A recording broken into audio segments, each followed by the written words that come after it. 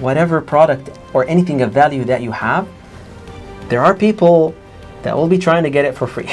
Now, it just so happens that account sharing is one of the easiest ways to do that. Maybe not anymore. No. I told my wife, like before I married her, just so you know, we will be poor very soon. I think success is just not losing your purpose. Every single customer that we have today has 3 times ROI, 3x ROI at least. And then the highest I've seen is 100x ROI. Wow. So basically, you're not saying that charge fixed price or commission based. Promise on result, which Right. is like the biggest differentiator. Definitely. My biggest reason for advising people to move to the Bay Area is mentality. So hello everyone, today we are in Bay Area. We have Ahmed here. He's disrupting with his startup right now. And his startup is actually preventing password sharing. Just like Netflix prevents you to share passwords with your friends and family, and he helps companies cut down on those revenue loss that happens because of password sharing. When startups are founded in the early stages, just like your startup in the early stages, it was struggling because people were sharing passwords with your friends and family and you couldn't grow as much you wanted to. Now you have come to the space by preventing that. So hi Ahmed, can you please introduce yourself and your journey to building Rupt? Right. So I'm Ahmed Saleh, and I'm the founder and CEO of Rupt. Before Rupt, I was a CTO and at a car map in Egypt, which is the largest real estate platform in Egypt, and before that, largest edutainment platform for kids in the Middle East and North Africa region. Worked as engineering and product for about 7 years before starting Rupt, give or take. One thing that was interesting in the e-learning industry, before starting Rupt, I had already started a previous company called Clastra. We would sell to teaching institutions. And then what I noticed was a teaching institute, would buy 5 seats from us. We would sell by the seat. But then we would see the usage of 30 people using those 5 seats. Wow. And this kept happening again and again and again at our previous company. And we ended up closing down that company. Had we had just a little more revenue, we would have survived. We ran out of cash. It was a miserable few months for me. But we knew this was a problem for B2B, B2B SaaS specifically, and it's not like we didn't try solutions. We tried. I looked for solutions everywhere. I tried Fingerprint. I tried all of the solutions that claim they can do account sharing like prevention. OTP phone numbers. You tried that as well. We tried that. We tried everything. Didn't really work. They were clunky. They ruined the experience. They would have lots of false positives. They don't. But most important, many of them just claim they can do account sharing prevention. They really don't. What they do is just give you one piece of data about a browser fingerprint that you have to build a lot of other things around it. And that was the premise of Rupt. So that like right around shutting down that company, I'm like, right when we had like 1 month left of runway. So I'm about to go homeless, quite literally. And I said, I tell my investors, I tell everybody, I'm like, listen, I have one last shot at this. Let me try. I'm going to try, see what happens. And we built this, we had accidentally invented new technology to detect when an account is being used by multiple people, not multiple browsers, not multiple, like you can change browsers, you can change, incognito, you can change IPs. We will know if it's the same person or a different person. Wow. And we can talk about this later, but it's so naive, it's so ridiculously convoluted as an algorithm that when I now, after 2 years of being insider in this industry, in the security and the revenue optimization industry, I look back at it, I'm like, no reasonable security professional would ever come up with what we came up with, because it's just naivety worked for us. Wow. We were naive enough to think that we could do it and spent nights and days and rented farms of devices to test these algorithms that we had built, and it worked. And it worked. And 2 years later, you know, like I'm still not homeless. So who knew that the failure that actually caused your first startup to fail Right. would help you start a new company, Rupt, in the same space, actually preventing that failure for all the companies in America. Exactly. This is fascinating. I want to, I want people to imagine this idea. So I want to tell people that this happens in the US. It's called surveillance marketing. Right. So Lina Khan, the FTC chair in the last 4 years, she has shared and prevented in multiple ways. I'm a fan of her in that way. So for example, let's say I get an email from my grandmother. Oh, I have cancer, come to India. People who are tracking my data on my browser, they will read it. And then if I, let's say next time, search for flights to India, especially in Bay Area with the Bay Area IP address, they will make the flights cost double. If I search for medicines for same cancer treatment, they're tracking me with the trackers, cookies, and they will jack up the prices for the medicines. Right. It's, of course, it's insane practices. Right. But this is far extreme in looting someone as compared to preventing revenue of doing sharing passwords. So both are different problems. I'm sharing the extreme end of that problem. Right. So you are preventing the unfair use of your product as compared to taking advantage of someone. Right. So I have that's a very good observation, and I have two things to say about this. One is the unfair usage of the product. Many times, in fact, pretty much almost always, every product has a terms and conditions. You agree to them. You sign. Like, I know nobody reads them, but we do agree to them, right? And you agree not to share your credentials. You agree that your account will only be used by you, right? There are some exceptions, obviously, but most companies prohibit this kind of behavior. So it is illegal, and they can stop you. They can legally stop you. So we help them do that. I think the link you're making between what we're doing and what targeted marketing, surveillance marketing, surveillance-based marketing, is that the technology, the underlying technology, is similar. While it's definitely not the same, it's different. Like I said, we had accidentally invented new technology, but it is definitely very similar, right? Device fingerprinting, identification of some sort. And it is an egregious, in my opinion, right? It is an egregious breach of privacy, right? Where people actually have softwares that whenever you visit a website, they will get a notification that says, hey, this guy visited your website, and just go talk to him, or here's his LinkedIn profile. That is a little bit like, that is not how the internet is built. It's built on privacy. It's built on openness, not identifying every single person on the web and what they're doing. That's surveillance. So what we're doing, like with the technology, is a little bit different. The purpose is to help legitimate businesses stop illegitimate users from taking advantage of them and hurting them. Like one of our customers, one of our e-learning customers, there's a case study online. You can see it. But she mentions that, hey, a lot of students, they like, we do interviews with them, and they say, oh, we love this so much, I've shared it with all of the people in my class. I gave them all access to my account. Fantastic. We love that you love our product so much, but we have to pay our salaries, and we have to pay, right, for everybody who's working at this company. So they talk to them like, hey, just so you know, this is illegal. This is against our terms. And then it turns out their biggest source of new users is from people giving other people access. So when they start locking it down, then they get a lot of growth. So the surveillance marketing point is definitely, personally, after having been in this industry for a while, is a little bit concerning. I do see that there is movement from a few like there's one open source browser, right, that's coming to place, but the rest are just like tracking everything you do. All the browsers. All the time. 100%. So I want to share with my audience how they can be safe from surveillance marketing, and at the same time learn from you how to build a technology which is following the rules of a product and not engaging in unfair practices. Right. So two things. Look, choose a safe browser.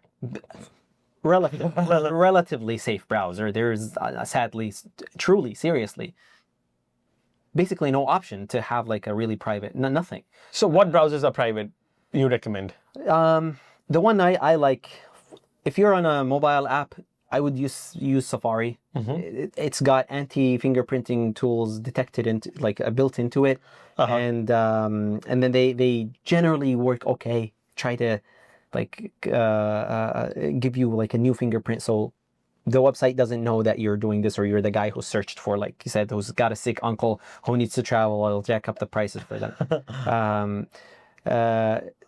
It's not foolproof by any means, and the average person is just, for the average person, it's just impossible. Like you would need some sort of tankering and anti-fingerprinting tools, and they don't always work. Some fingerprinting technologies also have and learn about those, and then they build mechanisms to, so it's a cat and mouse. So if a anti-fingerprinting tool becomes popular, the fingerprinting tool knows about them, and they build mechanisms to counteract it. There is definitely no foolproof, but I would say like use Safari at least. That's a little bit better. Clear your cookies if you're clear your cookies if you're like shopping or doing something that you don't need to have cookies for. Clear not just cookies, all of the databases. There are a few plugins that say like just remove entire memory from this website. So do that. That generally helps. Keep your browsers updated. Again, doesn't really help much. So far, Apple's a little bit more privacy centric, but... So let's start a little bit from the basics. Like, what is fingerprinting? How does it work? How did you accidentally discover like one of the biggest technology to prevent revenue leakage? Right. So fingerprinting, it means giving every single browser a unique ID or a unique identifier. And if you give a browser an identifier, then you can basically track what this browser does, what their interests are, and you know exactly each browser is unique. So you can have all these machine learning algorithms that predict what they're going to buy and where they're going to go, and adjust your pricing or do whatever marketing or whatever trickery you might want to do, right? It works by collecting a lot of information from your browser, such as the browser version, name, operating system, user agent, IP address, whatever you can get. And even dimensions you mentioned. Dimensions, screen aspect ratio, like resolution, color, gambit. There's a bunch of products, as many as they can, right? It depends on their stability of each signal and how much entropy it has, how volatile it is, how much it changes. But in general, they collect that, and then they put it all together, mash it into one single hash that makes it unique across all browsers on the world.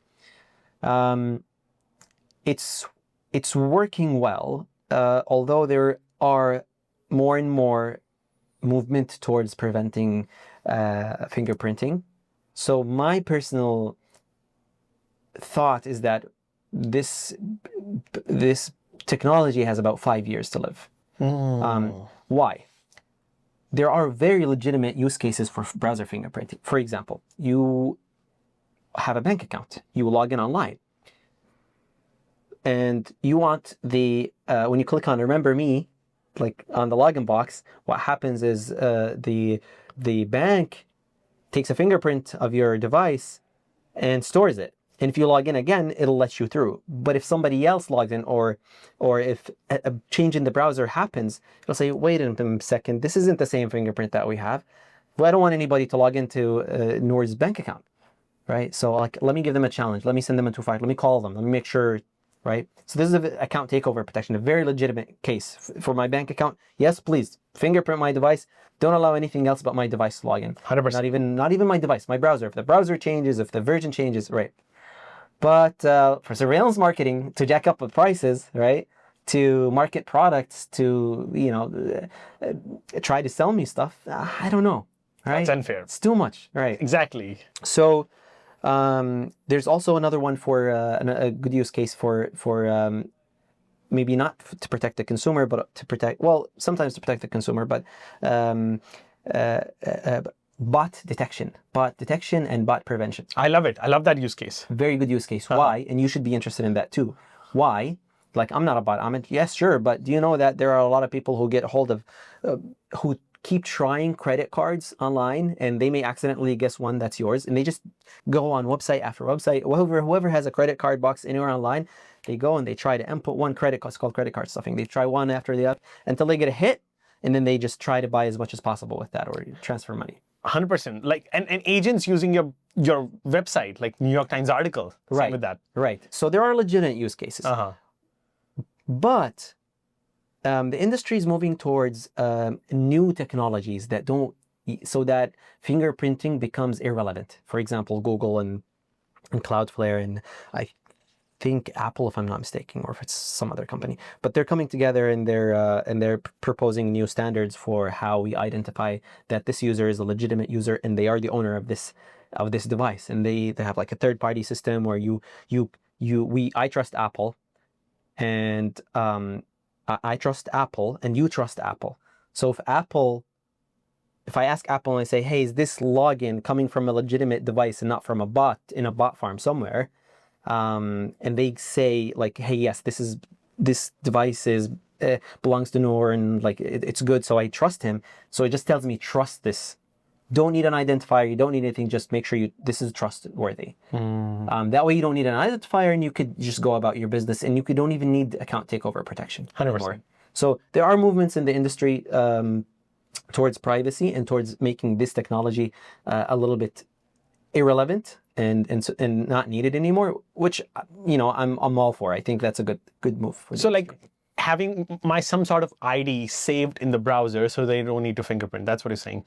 Like Newar's browser. It's not an ID. It's a third-party system. You don't even need an ID. It's in the system, where I don't talk to your browser to give you an ID. I just say, hey, Apple, is this browser should I trust it? Is it a real person? I see. And then Apple takes care of verifying it by like they have like it's through the machine thing. And then they just tell you yes, trust it or don't trust it. There's more nuance to it, but yes, no ID saved.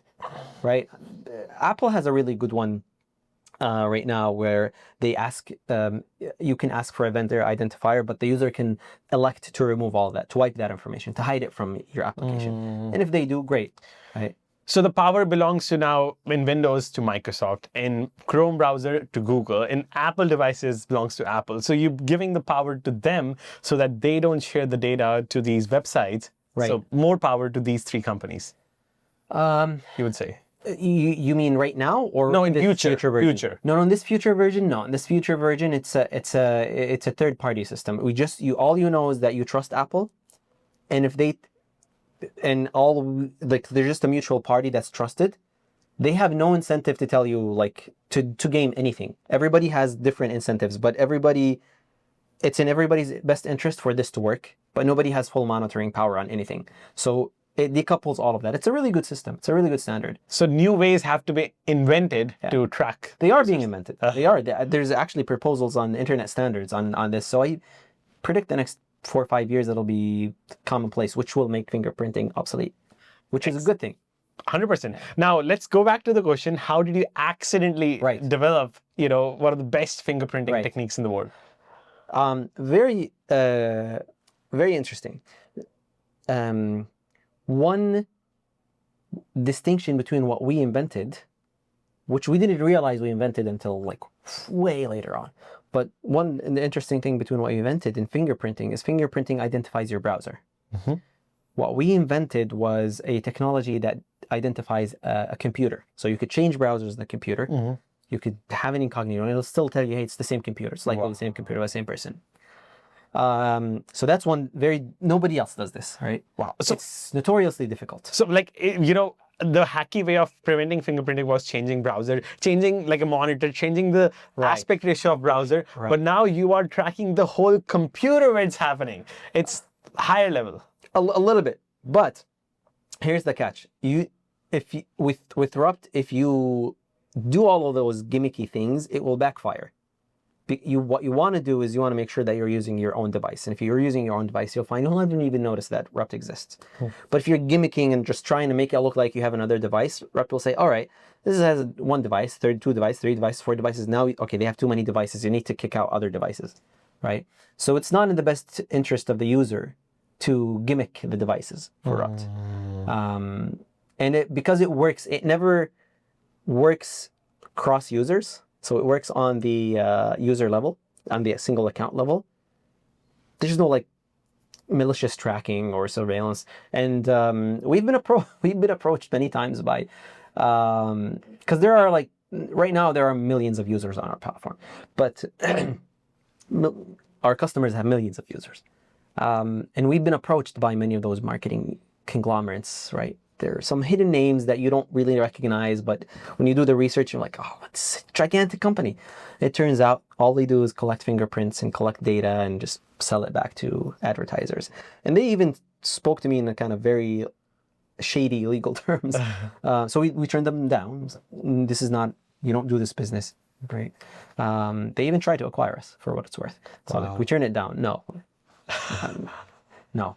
But I respect you for that. thank you.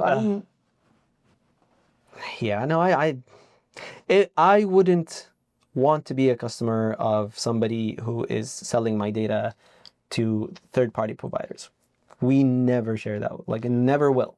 And they use that data to like loot customers Exactly. like at the worst time. Exactly. Yeah, like I mentioned, yeah. So yeah, I wouldn't want to be a customer of somebody who's doing 100%. that, right? Why would I help them? But back to, so that's just a little bit of a distinction between what we do in the fingerprinting. Although we do fingerprinting and for account take-up prevention, but in general, like as a technology, I think as an industry, we can do something better. How did we come up with this? It's a very interesting story because it has, let me think about what I can say here. When we were detecting, when we discovered that a lot of account sharing was happening in our previous company, we discovered it not through any technology. We discovered it because our previous company was live streaming for institutions that were teaching remote education. And it was doing well. But when you work with real-time technologies, right, WebRTC, live connections, you very quickly realize that you could tell quickly, relatively quickly, let's say, not very quickly, but you could tell if multiple people are either joining a single stream or sharing the same video. So real-time technologies, there are very limited things that multiple people can do that a single person cannot, right?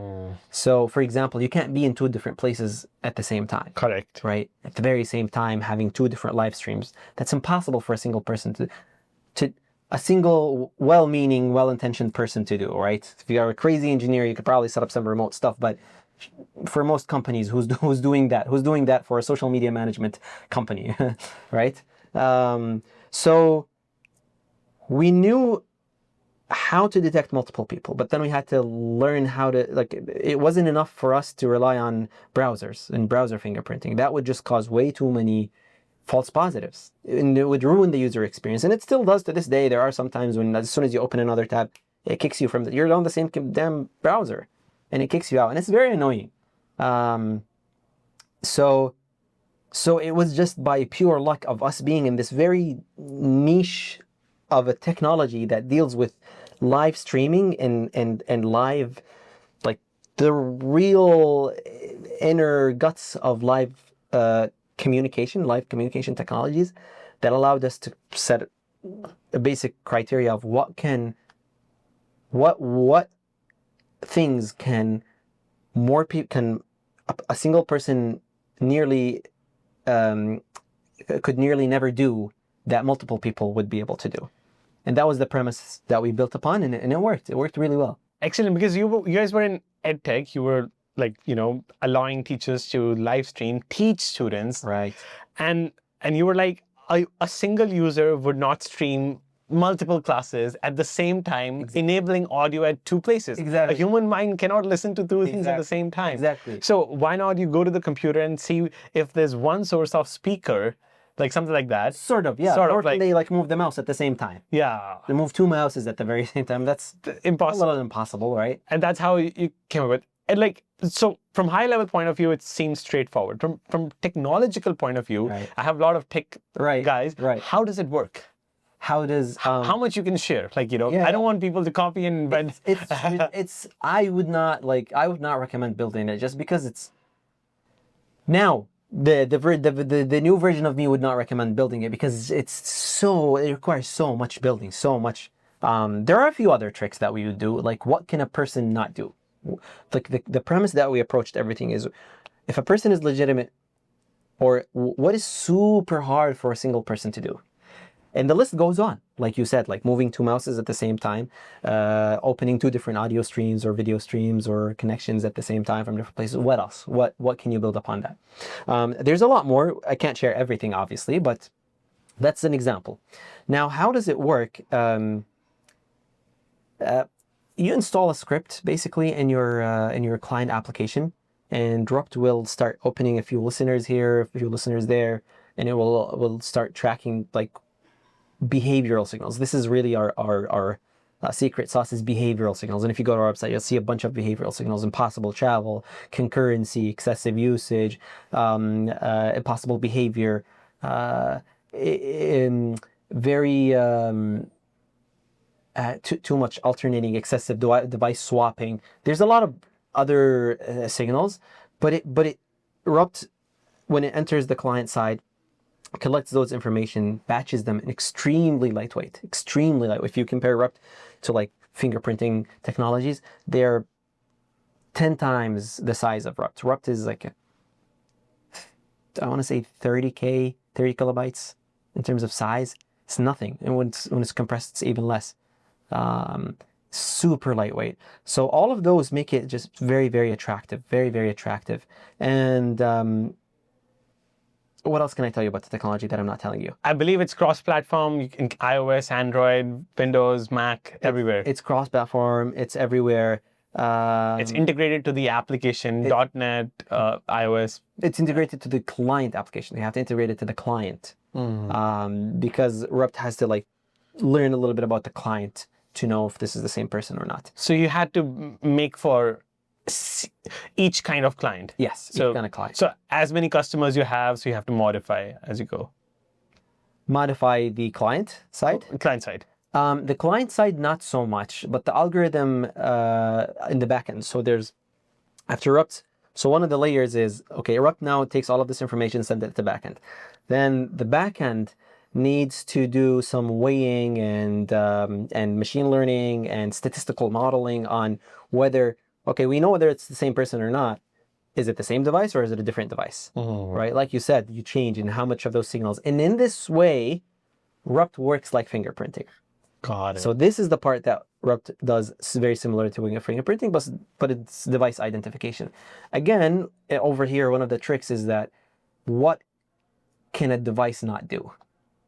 Like, that's the question. If this device has a signal that's different, right? A signal is just one piece of information that we collect. When do we classify this as a new device, or as the same device that we've seen before? Right? That is the $1 million question. Yeah. So you have to continue to modify algorithm on the back end and to eliminate the false positives. To make it as accurate as possible. Right. I see. And so basically, like when I log in with my email ID password, we have, let's say, device limit of 2. Right. If one device is detected, if there are multiple devices, you will kick out the user from other devices, and there is only little room left for the user to, engage in unfair practices. Right. So you pretty much, it's bulletproof now. It's very solid. It's very solid. It's very hard to get away with account sharing with Rupt, but at the same time, it's not very aggressive. So our customers have a lot of control so they can say, hey, I can allow one computer, one tablet, one mobile, and I can allow them at the same time or not at the same time, or I can allow 5, 10, whatever. So they have a lot of granular control, which is why I tell people not to build, because you need to build all of these things if you want to sell something like this. and then they decide what's the best journey for their users. And then it doesn't like immediately kick you out just like that. What happens is it actually gives you a message telling you, hey, like we detect a lot of devices. If it's you, let's verify you and kick out the other device. But if it's not you, why don't we create a new account for you? And it'll guide you, and then they'll work on incentives. Like if it's a cost issue for you, some of them will offer discount. If it's not a cost, then why are you doing this? 100%. And as you said, in edtech, it's the biggest source of revenue. Like I have taught some courses online as well. Like sometimes there's a spike in revenue share because one friend shares another friend, and like suddenly like they feel like, maybe like sharing ID password was just so easy. Right. And now we have a bulletproof system, right, especially in teaching, because teaching is really hard. Right. Saving those teachers is important. They're already underpaid in the system. Right. No, I agree. Which is where I come from, was e-learning, teaching. And I will say, teaching is one of the top ones. Some of our top customers are e-learning platforms. Sketchy, Prep 101. There's a lot of e-learning customers that we work with, and I'm extremely happy to see them making, like, because they do have to pay for reps, right? But I'm extremely happy to see them making, every one of them, 10x more than they pay for us, 10 times more than they pay for us. So I'm very happy to see that. But I will say this, it's not just e-learning. Whatever you have got, whatever product or anything of value that you have, there are people that will be trying to get it for free. They will be trying to find ways to get it for free. Now, it just so happens that account sharing is one of the easiest ways to do that. Maybe not anymore. No, 100%. Yeah. In your journey, you have started your career as Upwork, a freelancer, iOS developer, and then finally a founder. So how you got convinced that you have a good idea to finally be a founder in Bay Area? I've always been a founder. I've never stopped being a founder, if I'm being completely honest with you. This is one of the few things that I have a lot of clarity on, is that I've always been a founder and probably always will be until the day I die.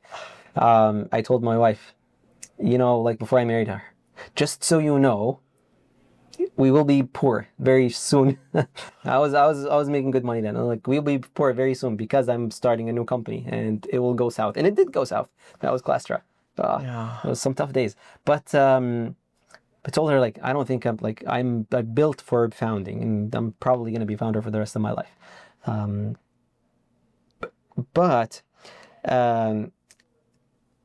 This isn't my first idea. I've built a gazillion apps before that. And in fact, I built an application that was the top downloaded application in the Windows Phone Store, the top application, paid application in the Windows Store, and also built an app in the iOS. When I was in college, it was one of the top, it was in the top 10 downloaded apps in 100 countries. What is the name by chance? It was PhotoMagic. PhotoMagic. It was like Instagram. Before, it was ranking above Instagram for a while. In fact, I was 17 years old, but it was like getting 20,000, 30,000 downloads a day. Wow. So it paid for my college. So that's a good thing. I didn't pay anything for college. That's good. And it paid for my for a little bit of travel and a little bit of money there. So college, U Michigan. UMich, yes. So a US education fees was covered by the app. That's fantastic. Well, yeah, I can't complain. However, I burnt it to the I ruined the entire thing because it was growing. It was growing way faster than I was growing. Like I was 17 years old. I didn't even know what a startup is. I just wanted to build. So I would say I've always been a builder. But I remember I worked at Strava, my second job out of college, and the CEO took me to lunch, Mark Gainey. I'll never forget that lunch. Respect him so much. He took me to lunch, and we talked, and he told me, okay, so what are your plans, Ahmed? I'm like, I want to start my own company. This is the second day, my second day at the job. Ballsy. You have a lot of guts. I told him, like, hey, listen, I want to start my own company at some point. I feel like I can handle a lot of responsibility. And I want to be able to contribute more. I want to be able to do a lot. I can't focus on a single thing. I want to take a lot of responsibility. He's like, listen, looks like you've got that entrepreneurial bug, and if you have it, you'll never rest until you do something. but do me a favor, stick with us for at least a year before you do this. And I did. And I stuck around for about a year and a half or a year and then I left. And he was one of the biggest influences that I had on my life in entrepreneurship. So it's not like a single moment where I knew an idea was happening. I've always been trying stuff. So this one was a pivot from the previous one, and the previous one was a pivot from the previous one, and that one was something. This one's doing well, which I'm very thankful for. But for anybody who's contemplating building, like, it's never been easier or cheaper to build something. Just build and sell. I'm a book reader, right? So there are a bunch of books that I would recommend people read if you're going into startups. Don't waste your time. Don't waste your life trying to building nonsensical stuff or trying to listen to the market. Be vigilant. Try to build something, the famous Y Combinator thing is build something people want, right? That's true. Build something people want. I built something that I found we needed. Everything I built has had traction. Everything I ruined, I learned something new. Everything I ruined, it's not because the idea was terrible and nobody wanted it. It's because I screwed up sales, or I screwed up hiring, or I screwed up. So I made a lot of mistakes along the way, and they became learning. So yeah. It compounded. Like, a human mind cannot understand the power of compounding. So the fingerprinting technology you implemented during your first startup, right. You actually saw fingerprinting happening and Strava as well. All these knowledge accumulated and compounded to where you are right now. Right. And like, you tried multiple things. So I want to learn about, in your founding journey, how do you measure success? Like, how many users you have, how many customers you have. Like, is the success like getting the biggest like health insurance client, ed tech client? What's success for you now being a founder? It's an interesting question. Because most founders struggle to like find a stopping point. A stopping point. Yeah. As a journey of a company. Yeah. That's a very deep question. That's a very good question.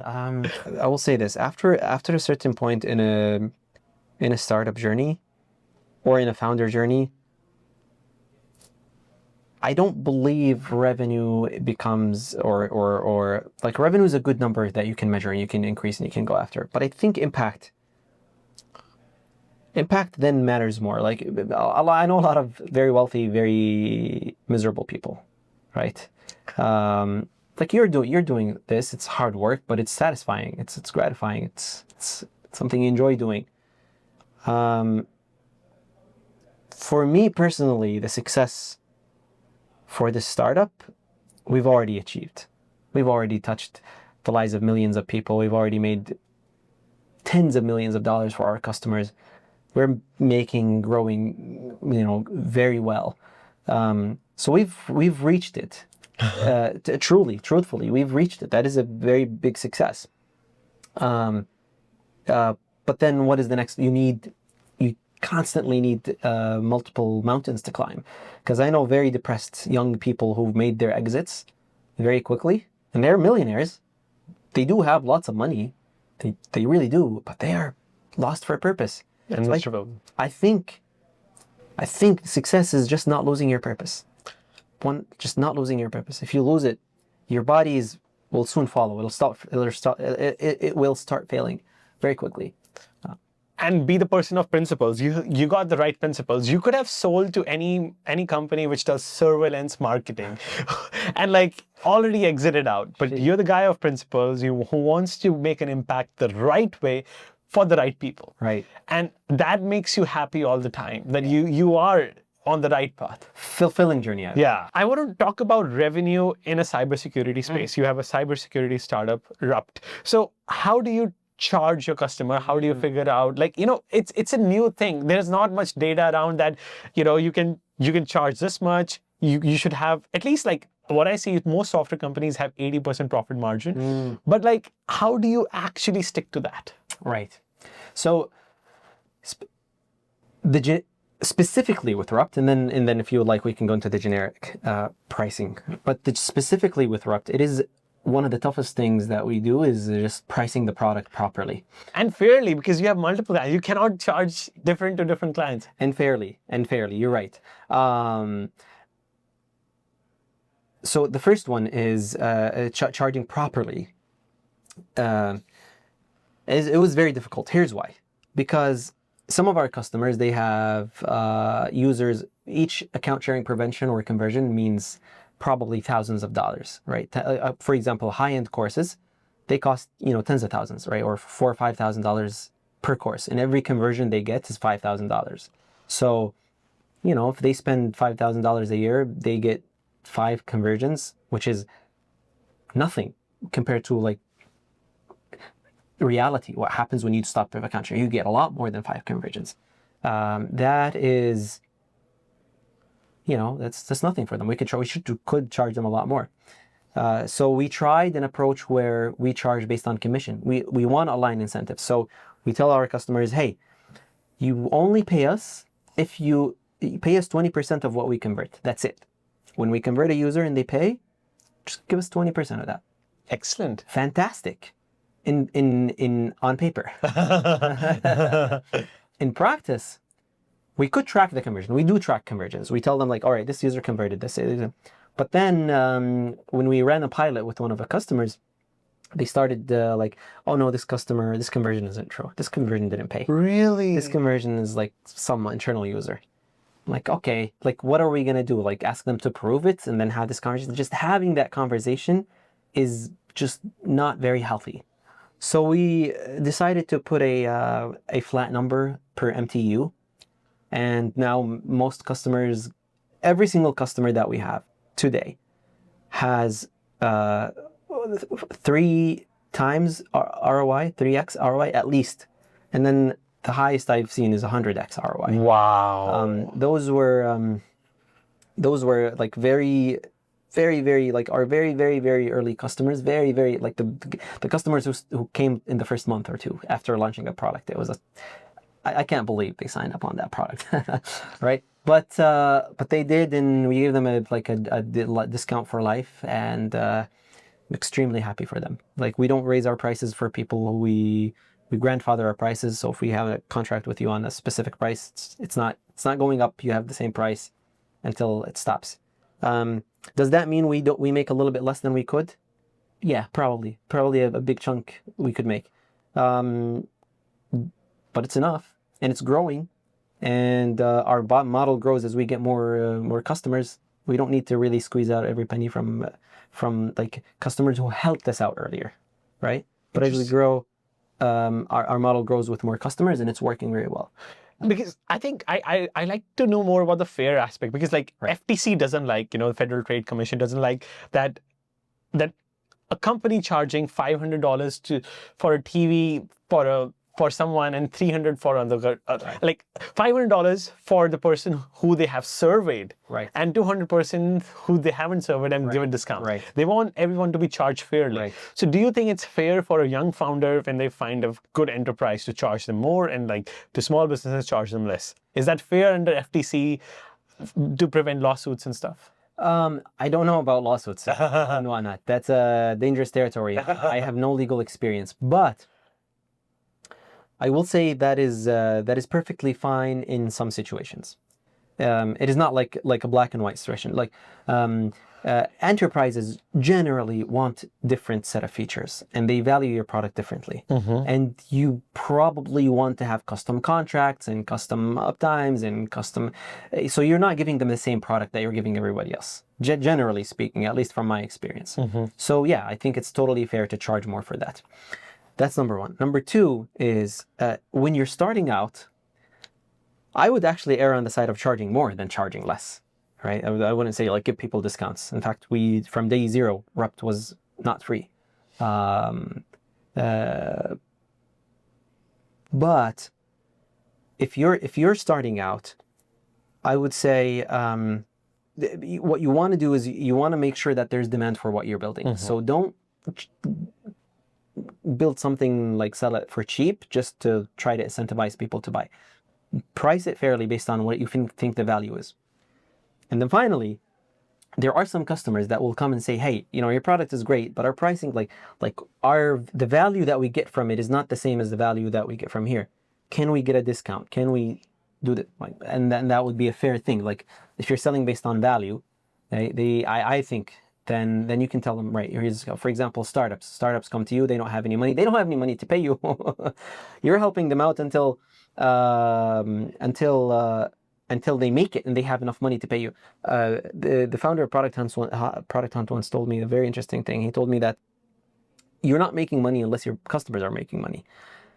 And I told him, like, why is that? Like, if you're selling to companies that are going to die in 3 months, why the hell are you going through the effort of onboarding them, supporting? It's like, try to find the companies that are making money, that find value in this. So I think it's totally fair to do that. Definitely a shady practice when you're doing selling the same product, same value to everybody. Right? Different costs. Or changing it based on who needs it the most, right? 100%. I think that's shady. So commission-based works out the best in this scenario. For a company, you don't know if it's going to live for 3 months. Commission-based is a less onboarding costs.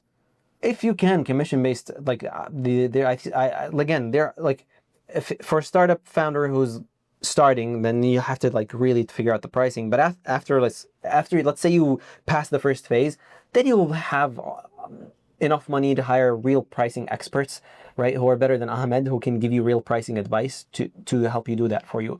But one thing I will say this is, with AI, right, and everything is AI now, and then everything will become even more AI in the future.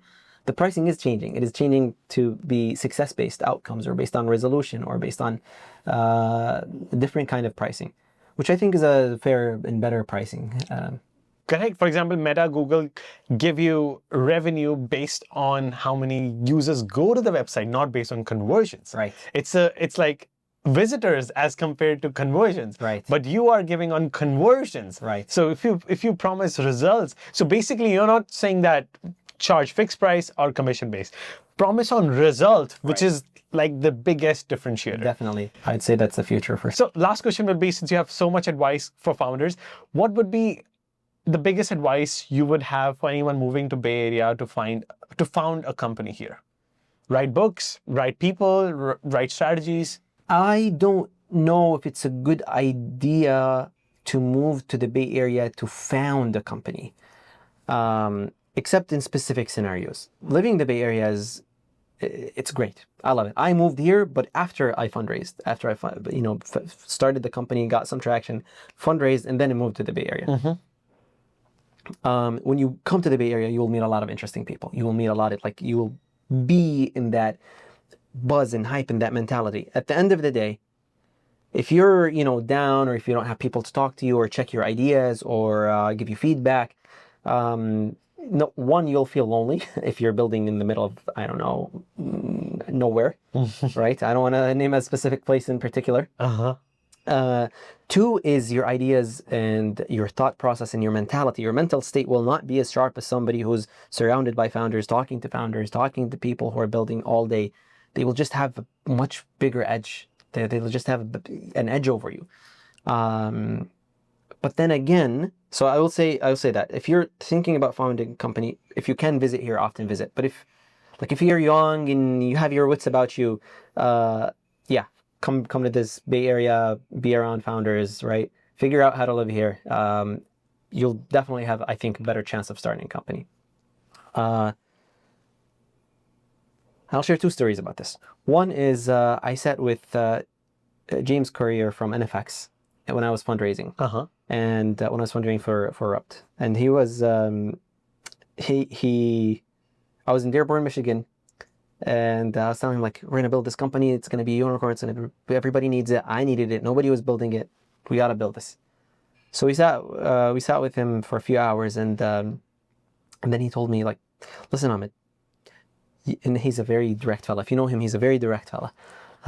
He's like, you gotta move. You gotta come to the Bay Area. I'm not gonna invest in you until you move to the Bay Area. And like, it's an odd condition to put on an investment. Why? And he told me, how many unicorns came out of Dearborn, Michigan? I told him 0. He's like, there you go. How many unicorns came out of San Francisco? I'm like, okay, I see your point. I see your point. So I did move. I eventually did move. And then the second advice was from Paul Graham. we had an exchange on Twitter, right? But he had more than that. He has a really good article called Cities and Ambition, right? Cities and Ambition. It's about you want the forces of nature to be working with you, not against you. And this is a city where the forces of entrepreneurial nature works for you. But I will say, like, as obvious as everything, this advice doesn't apply to everyone at all times, at all stages, at all phases of their lives, right? So it depends. It really depends. Like, people argue for building a company from outside the Bay Area and then coming to the Bay Area. People argue for building really high tech, only VC type companies in the Bay Area, whereas you really can build a fantastic life with a non-VC company outside the Bay Area. But my biggest reason for advising people to move to the Bay Area is the mentality. If you want to be in a mental state where you're highly productive, meeting interesting people, being pushed to build interesting things, this is a good place to be. Add a +1 there if you are younger. Right? 100%. If you're younger, right? Come here, you'll learn a lot. I would add on the same. I think, currently what's limiting us is not hard work, is access to the information. I go to Bay Area events every day where I met you, right? I met one person, he told me about 7 different MCP tools, which I didn't get on Twitter, Threads, Blue Sky. I didn't find any recommendations for that. He told me, it made me smarter, it blew my mind. So things you learn in person and the access to right information you get here, and people want to help you, is nowhere else. There's that reminds me of one saying that James Clear said also. He said, and he has an article about this, I forgot the name of it, but he said that people think that access to information is available on the internet, which it is, but the sheer abundance of information on the internet and the sheer competition for your eyeballs just makes it so diluted that you don't really get the real solid, tested and tried and true piece of information that you're looking for. Correct. Still, the fastest medium on which information travels is human to human connection. 100%. And you got to be around those people who've been there, done that, tried things, if you want to go further than they have. And there's no bigger concentration of smart, talented people, all walks of life, who are willing and able and eager to help. And I'm sure you've seen this in the Bay Area. People are just really open and excited to help people. People have this willingness.